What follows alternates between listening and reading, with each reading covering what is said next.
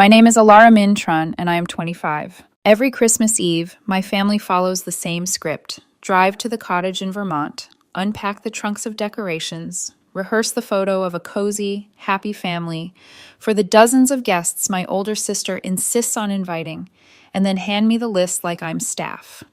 This year, the paper touched my palm, and something inside me went very still. Clean the house, prep dinner, wrap the gifts, my dad said, as if reciting scripture instead of chores. Your sister's guests expect everything perfect. My mom glanced over, mouth already curved, and laughed. Don't screw this up. I smiled, not because it was funny, because the decision had already happened. It wasn't loud.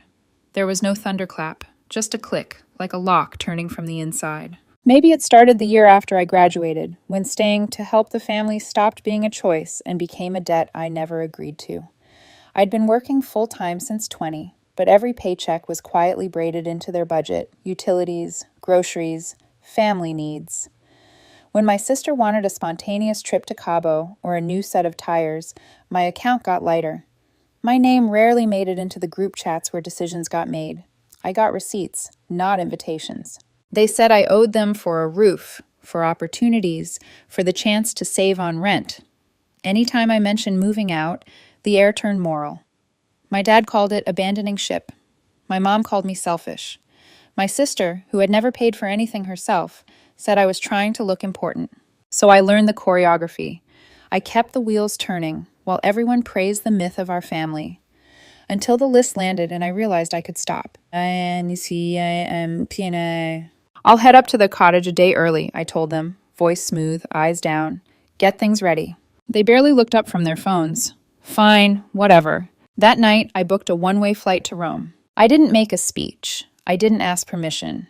I sold a few things quietly, took on extra hours without mentioning it, and shaped a small, secret fund into 2 weeks of oxygen. A friend from New Jersey had moved to Rome last year, Luca. He'd told me to visit, that the city was a different kind of church, stone and sky and strangers who minded their own business. When the plane lifted, the relief wasn't cinematic, it was cellular. Somewhere under my ribs, a fist unclenched. I landed in the pale hush of winter light, turned off roaming, checked into a cheap but charming Airbnb near Trastevere with tile floors and a window that clicked when you pushed it. The street smelled like espresso and cigarette smoke and something sweet I couldn't name. Luca met me by Piazza Venezia. He looked lighter than he did back in Jersey, like his life fit his body now. He handed me a coffee. No questions, he said, like a blessing. Dinner's booked. For the first few days, I didn't say much to anyone. I walked. Rome felt suspended between holidays, festive but slowed, like the city exhaled and didn't rush to inhale again. I stepped into churches without reading the names over the doors. I sat on cold stone and watched people pass. An endless river of coats and conversations. At night, I stood on bridges and let the river rewrite the lights into broken lines. I didn't post. I didn't call. I let the quiet sit with me until it felt like a person I could trust. Still, in the mornings, my hand strayed to my phone. I tapped the side button, stared at the black screen, waiting for a flash of numbers that didn't come. I told myself I didn't want to hear from them. I told myself I'd left to breathe. But survival habits don't delete in one flight. Sometimes you check the door 3 times even after you lock it. On the 3rd day I caved. I connected to Luca's Wi-Fi and set the phone face down on the table. When I picked it up, the notifications were stacked like a wall. 13 missed calls from my mom, 11 from my dad, 2 voicemails from my sister, who never called unless she needed something. A mess of texts from aunts, cousins, numbers I didn't recognize. The first messages were confused. Then came guilt, then anger. Full sentences collapsing into sharp fragments, accusations, demands. My dad, you better have a damn good explanation. My mom, everyone's asking where you are. This is humiliating. My sister, if I have to deal with this mess alone, I swear. One photo from my mom stopped me. The cottage at night, completely dark. No pine, no cinnamon, no staged warmth. Just a cold, unlit shell. Caption, is this what you wanted? I stared at that picture a long time. The house looked honest for once. Luca noticed the way I went quiet. Later, in a loud little bar near Trastevere, he asked if I'd ever go back. Not the flight, but the old role I wore there. I don't think they miss me, I said, fingers around my glass. I think they miss what I do. He didn't argue. He nodded the way people do when they believe you the first time. I let Rome hold me in its cool, patient hands. The city didn't ask me to prove anything. It didn't care if I made myself small or useful. I woke without alarms. I ate when I was hungry. I watched strangers dance without wondering if the floor needed sweeping after.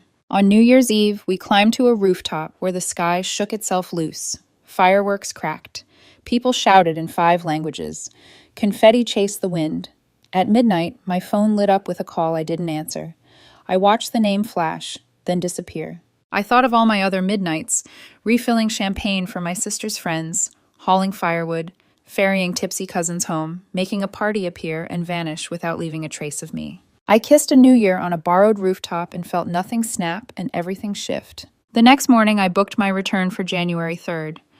Not because I wanted to soften anything, but because my story wasn't going to end with an airport. If a house is on fire, sometimes you need to walk back through, not to save the furniture, but to see what kind of person you are now. At the airport, the phone convulsed with life when airplane mode fell away, voicemails stacking, messages flooding. I didn't open anything until the screen froze on a text from my sister. They sold your car. Hope your little vacation was worth it. For a full minute, I just watched the words sit there, calm as a knife on a table. I closed my phone and looked at my hands. Somewhere a child cried and was comforted. Somewhere a coffee machine hissed. Somewhere a family took a photo by a fake tree. I stood very still and felt the heat move through me. Not a flare, but a clean, steady flame. They wanted me back in uniform. They wanted the list in my hands. They wanted proof that I couldn't live without their permission. January 3rd waited like a door I had already learned how to open. When I landed back in the States on January 3rd, the sky looked gray enough to taste. The airport smelled like recycled air and burnt coffee, and for a second I almost kept walking, but I had to see it, to see them, to see what came after silence. I took a shuttle, then a bus, then walked the last stretch through snow that looked powdered over rot.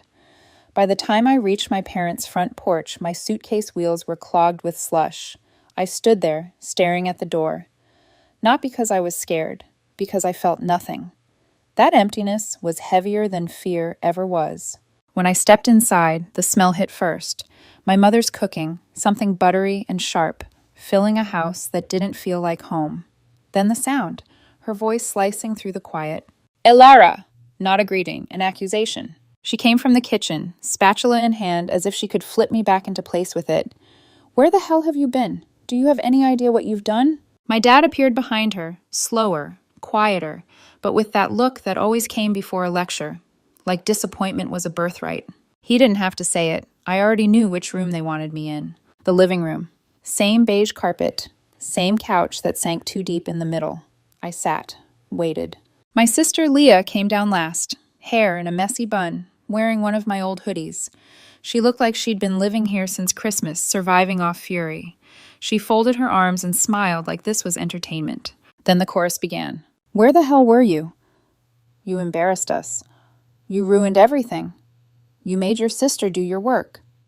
You think this is a game? You are so... I didn't say a word. I let them spend themselves, all that energy they'd once siphoned from me, now spinning into the air uselessly. When they finally paused for air, I spoke. I went to Rome, I said, voice steady. With my own money, my own choice. I needed space. My mother scoffed. Space? From your family? My father's face tightened. You could have told us. We were worried sick. I almost laughed. No one who's ever used your savings for your sister's vacation gets to call it worry.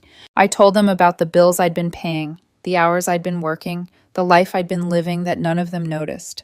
I told them how I felt like an assistant, not a daughter, and how for once I wanted to know what it felt like to just exist. My mom rolled her eyes. You're being dramatic. My dad, you sound like a teenager. My sister laughed under her breath. Main character syndrome much? That last one landed differently. Something in me, something I thought had already broken, snapped clean through. I stood. I'm done, I said. Done being the one who makes sure this house doesn't fall apart. Done letting you call that love. Leah smirked. Oh, please. Where are you even going to go? Back to Italy? No, I said, just away from here. I walked upstairs. The hallway lights hummed like a warning. I opened my closet and pulled out the 2 duffel bags I'd packed before Rome. A part of me had known this moment would come. When I came back down, they were still there, frozen in the middle of the room, like actors who'd forgotten their next line. I didn't ask for permission. I didn't owe them one. Outside, the cold bit my cheeks as I waited for the cab. No one said goodbye. They just watched me from the doorway like I was a stranger trespassing through their narrative. I gave the driver my boyfriend's address. He didn't say anything, just nodded as snow tapped against the windshield. When I got there, the apartment lights were soft and warm. Nico opened the door, saw the bags, and didn't ask questions. He just stepped aside. That night, I sat on his couch, coat still on, hands trembling from more than cold. He made tea. We didn't talk. He didn't fill the silence, and that was the first kindness anyone had shown me in years. I fell asleep before midnight. For the first time in forever, I didn't dream about doing something wrong. The next morning, I woke to the smell of coffee and the buzz of my phone on the nightstand. 37 missed calls, voicemails, texts, numbers I didn't even recognize. 22 from my mom, 10 from my dad, a few from cousins, neighbors, probably. All the same chorus of control dressed up as concern. Then one from Leah. They sold your car. It's gone. You want to act like an adult? Pay for your own damn ride. I laughed. Not because it was funny, but because I finally understood. They weren't trying to reach me. They were trying to punish me. My car had been mine, paid in full, registered in my name, but the title? Locked in a drawer they'd had a spare key to for years. My room had never been mine. Nothing in that house ever was. I called the dealership pretending to be someone from an insurance office. The man on the line was casual. Yep, he said. Sold December 29th. In-person sale. Cash. Signed by your father. My hands went cold. Not shock, just clarity. They didn't hesitate. My absence wasn't the wound. They just missed their leverage. Love in that house was always measured in control, and control was always financial. I hung up, went to the kitchen, and sat there staring at the wall. Nico asked if I was okay. I said, yeah, just learning a new language. What kind? He asked. Freedom, I said. That afternoon, I did something that felt like prayer. I opened my laptop and changed every password, moved my savings to a new bank, closed the joint account, canceled the family phone plan, started over, quietly. No speeches, no fights, just clean cuts. For the first time in my life, they couldn't reach me. That night, I slept again. And when I woke, I didn't check my phone. Because there's a kind of peace that only arrives once you've stopped expecting an apology. 2 days later, I stood outside a small, third-floor walk-up with beige walls and floors that creaked when you shifted your weight. The place smelled like dust and new paint. The kind of smell that says, nothing bad has happened here yet. The landlord handed me the keys, a smile stretched across his face like he was used to nervous tenants. First place on your own? He asked. I nodded. First real place. He didn't need to know the rest. When he left, I sat cross-legged in the middle of the empty floor, keys pressed into my palm until the ridges left tiny marks. It didn't feel like victory. It felt like release. I'd done everything quietly. Moved my savings to a credit union my parents didn't know existed. Closed their access to every card. Changed my number, made a new email. Deleted everything that had my family's fingerprints on it. It wasn't revenge. It was recovery. I bought a mattress from a warehouse sale and carried it up 3 flights myself. A coffee maker from a thrift store. 2 folding chairs. A mug that said, breathe. That first night, I sat on the floor eating instant noodles out of the pot and felt more at home than I ever had in that Vermont cottage with its picture-perfect lies. Nico came by later with groceries and a cheap bottle of wine. He didn't comment on the emptiness of the place. He just opened the fridge, put the milk away, and said, we'll fill it slowly. That almost broke me. We ate on the floor. He didn't say, I'm proud of you. He didn't need to. The silence said it for him. For the first time in my life, I didn't need to explain myself to anyone. Not for resting, not for existing, not for choosing peace over performance. The following mornings felt foreign. No yelling downstairs, no chores waiting on the counter, no one calling my name because something broke. I woke up, made my own coffee, and listened to the hum of the refrigerator. My refrigerator. I opened the blinds, and the sunlight didn't feel like judgment anymore. I started looking for furniture online, laughing at prices, settling for what I could afford. Every purchase felt like reclaiming a piece of myself. A lamp, a rug that didn't match anything, a secondhand bookshelf missing a screw. I wasn't building a perfect home. I was building a safe one. Weeks passed quietly. The calls stopped. The emails dried up. For a while, I thought maybe they'd given up. Then one evening, a new number appeared on my screen. No name, just digits I didn't recognize. I ignored it. It called again and again. Finally, I answered, "Hello?" The voice was professional, male, steady. "Ms. Tran?" "Yes?" "This is Michael from Jennings and Associates. I'm reaching out on behalf of your parents." My heart sank, not from fear, but exhaustion. What is this about? He paused, clearing his throat. "It concerns an informal family financial arrangement, specifically reimbursement for housing, transportation, and care expenses your parents claim to have provided since you turned 18. I blinked. "Excuse me?" "They're seeking to formalize repayment," he continued, tone polite but mechanical. "To avoid escalation, they've asked us to reach out for possible settlement." For a second, I thought it was a prank. Then I laughed, out loud. "Settlement?" I repeated. "For being raised?" He hesitated. "They mentioned substantial contributions to your well-being." "Tell them to send me an invoice," I said. "Itemize the love. Add interest." Then I hung up. Nico came out of the kitchen, wiping his hands. "Who was that?" I told him. He stared at me for a long moment and said, "They're unbelievable." "No," I said softly. "They're predictable." That night I couldn't sleep, not because I was scared, because I was angry that even now they were trying to put a price on freedom. The next morning, I opened my laptop and found an email from my mother. New address, new tone. Subject line, final notice before action. The message was long, pages of manipulation wrapped in formal phrasing. She wrote that I had forced their hand, that they didn't want to take legal steps, that they had no choice but to recover what was owed. She listed rent, groceries, family support, and, this part almost made me laugh, emotional damage. Total, $47,000. I stared at the screen until my eyes burned. Not crying, just stunned. It was a masterpiece of guilt, an invoice for every invisible bruise. I forwarded it to my friend Maya, who works in legal. She called 5 minutes later, laughing so hard she had to catch her breath. "Alara," she said, "there's no contract, no written agreement, no case. They can't do anything." "Are you sure?" I asked. "Positive. It's just manipulation with letterhead." After we hung up, I sat at my tiny kitchen table, the morning light spilling across the chipped surface, and felt something inside me settle. Not triumph, not revenge, just closure. That evening, Nico came over with a small bottle of champagne and 2 paper cups. He popped the cork, grinning. "To peace," he said. I raised my cup. To finally being broke but free. We laughed. It echoed in the empty apartment, bouncing off the bare walls like music. That was the night I realized they had fired their last shot, and missed by miles. They weren't my family anymore. They were ghosts trying to haunt a locked door, and I wasn't afraid of them knocking. A week passed before I heard from them again. Not directly, of course. Ghosts rarely knock twice. This time it was my aunt. The nice one. The one who always said family is everything, right before she handed me another favor disguised as advice. Her voicemail started soft.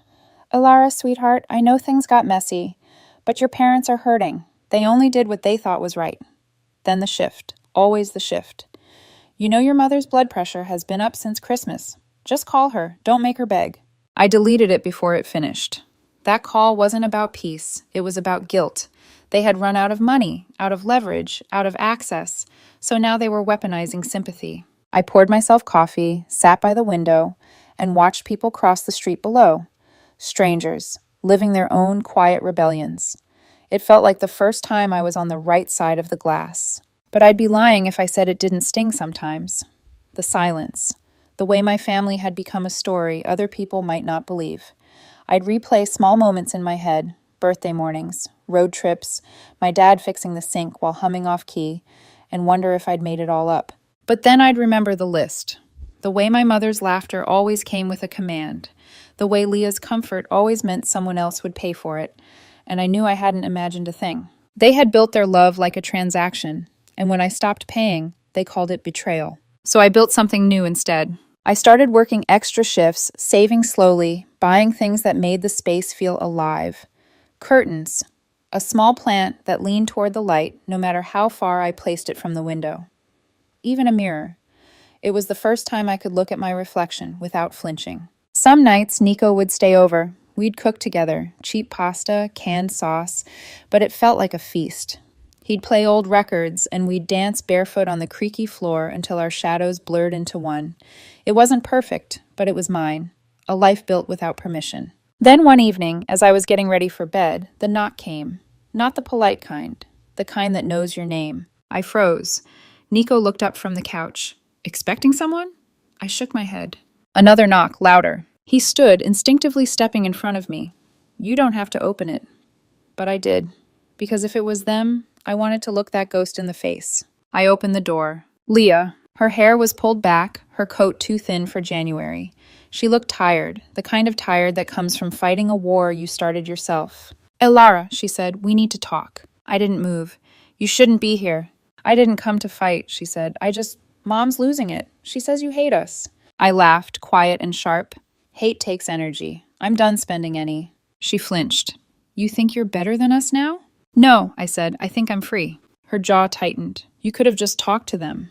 I tried, for 25 years. We stood there in this doorway, the cold wind pushing between us like a wall. She opened her mouth again, but I cut her off. Why did you sell my car, Leah? Her eyes darted away. Dad said it was his right. The title was in the house. You could have stopped him. I needed the money. The words dropped like stones. For what? I asked. She hesitated. My credit cards. The trip. I was drowning. So you used me as a life raft, I said.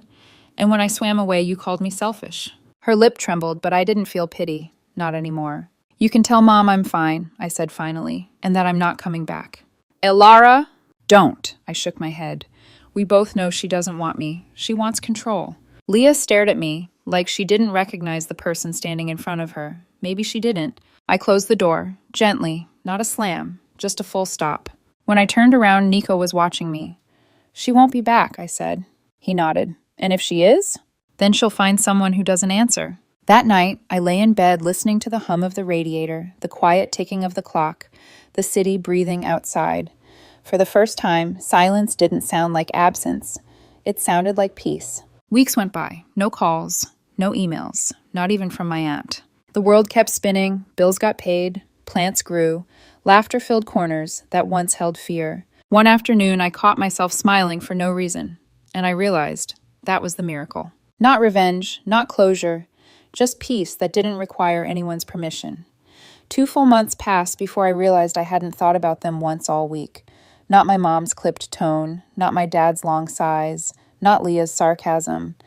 The silence wasn't something I noticed anymore. It had become air. That Friday morning, I made coffee in my tiny kitchen, the steam curling toward the window, the sunlight slow and golden. The plant on the sill had started blooming, white petals so fragile I was scared to touch them. I smiled. It had survived the winter, just like me. Work was good, ordinary, quiet, predictable. I came home when the sky was violet, kicked off my shoes, and let music fill the room.